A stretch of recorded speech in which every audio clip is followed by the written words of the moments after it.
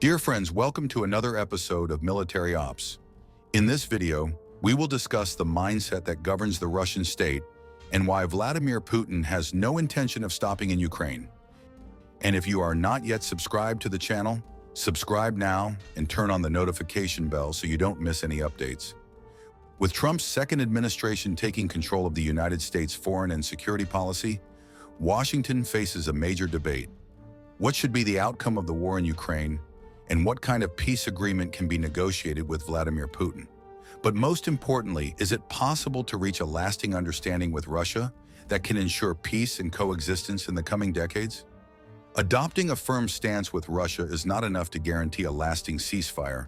In fact, everything indicates that Moscow is not interested in anything less than the total and unconditional surrender of Kyiv, which means eliminating any possibility of Ukraine joining NATO or the European Union, dismantling the Ukrainian armed forces, and placing the country entirely under Russian influence.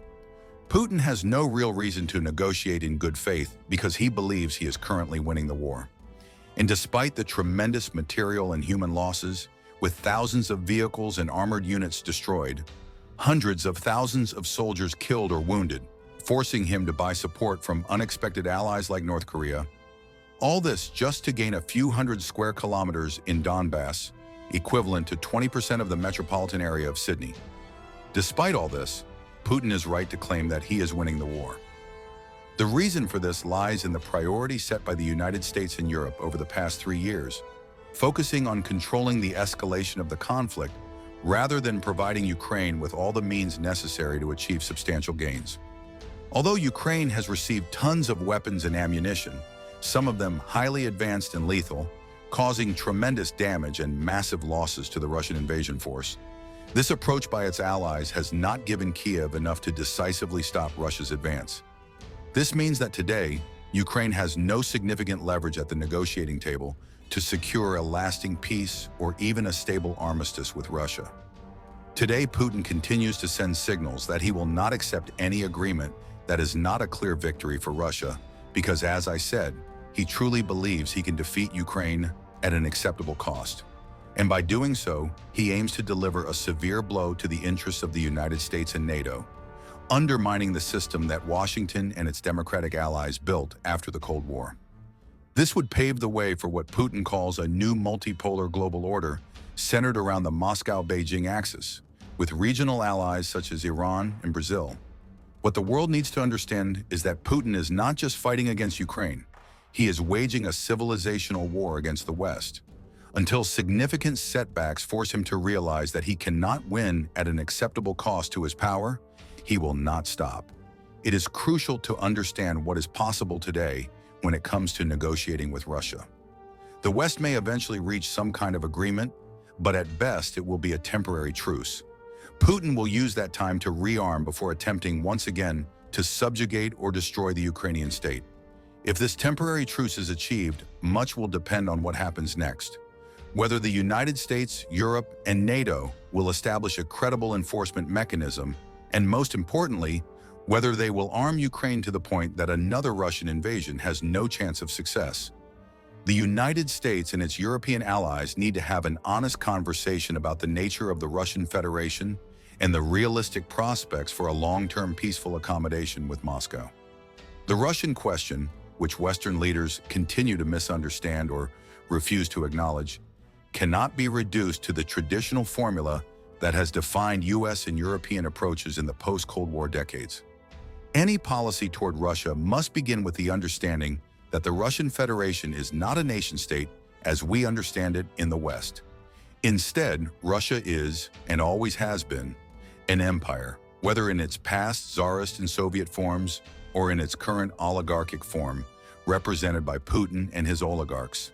The population consists of multiple nationalities governed by a centralized repressive state, with top-down pressure as the historical mode of governance and expansionism as the raison d'etre of that state. Russia is made up of more than 80 sub-entities, including 21 non-Slavic autonomous republics, with ethnic Russians, although still the majority of the population, in rapid and steep decline.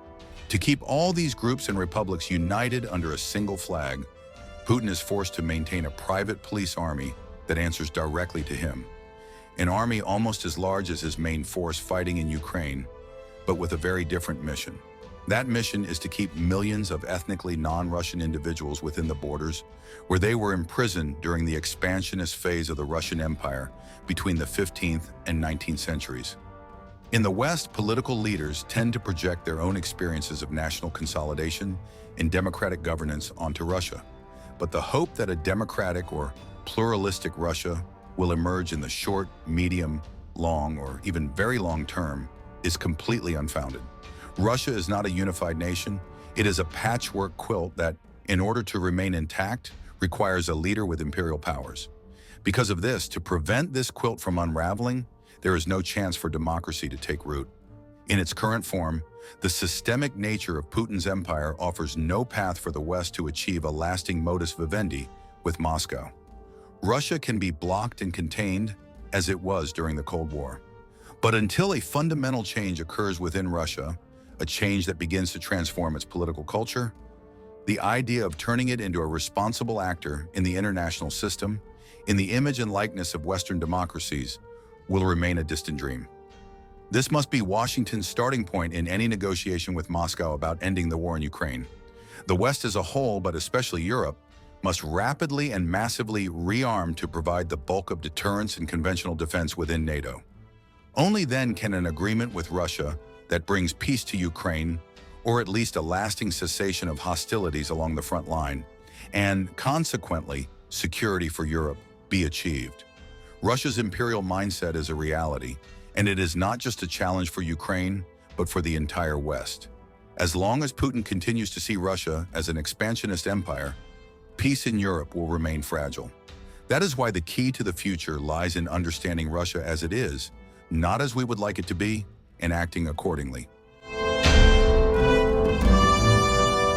And if you are not yet subscribed to the channel, subscribe now and turn on notifications so you don't miss any updates.